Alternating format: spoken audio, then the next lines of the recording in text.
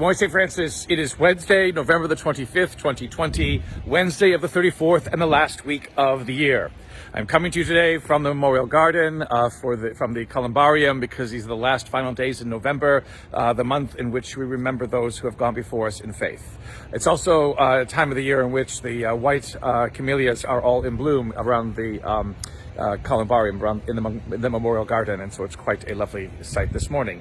This morning, which is Thanksgiving Eve, it is the 25th of November, as I said. It is 1 month till Christmas also. So you actually have less than a month to complete your Christmas shopping if you have not done so already. Just a public service announcement from me to you.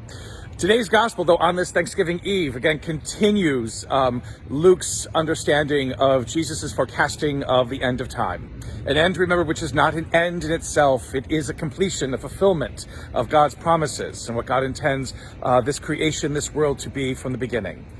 But again, what Jesus speaks about in today's gospel reading about that end is the understanding that there may also be persecutions. Persecutions from those who do not believe what it is that we believe, who doubt that what we believe is possible, who may believe that it's all fantasy, and who get angry because we are promoting fantasies and not the harsh, cruel realities of life. In all of this, Jesus says that he will give us the words that we need to speak, that we are not to worry about what we are to say in defense of what it is that we believe in who we are, but it is because of our connection to Christ, our connection to God, that we are given the wisdom and the words to be able to speak something, as Jesus says, that no one can doubt, that no one can counter with another argument. It's interesting in this day and age, though, in which we also have to realize that sometimes that persecution doesn't come from necessarily outside of the church.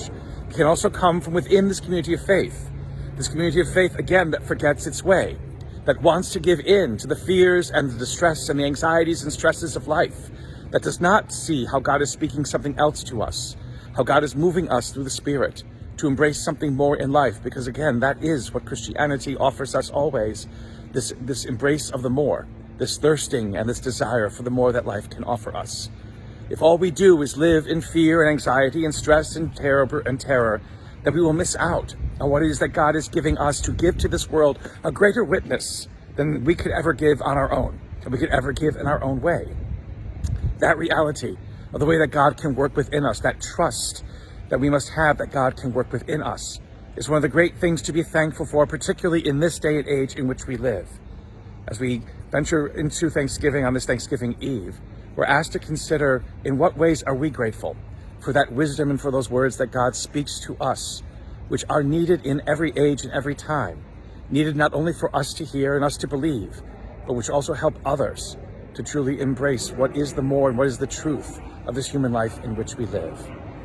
As the first reading from Revelation then says, those who are successful in listening to what the Word of God has to say and who embrace that wisdom that God gives them are the ones who stand upon that glassy sea at the conclusion, at the fulfillment of time, at the fulfillment of the age, and who sing, "Marvelous and wonderful are your works, O Lord," because through them life has been given to us.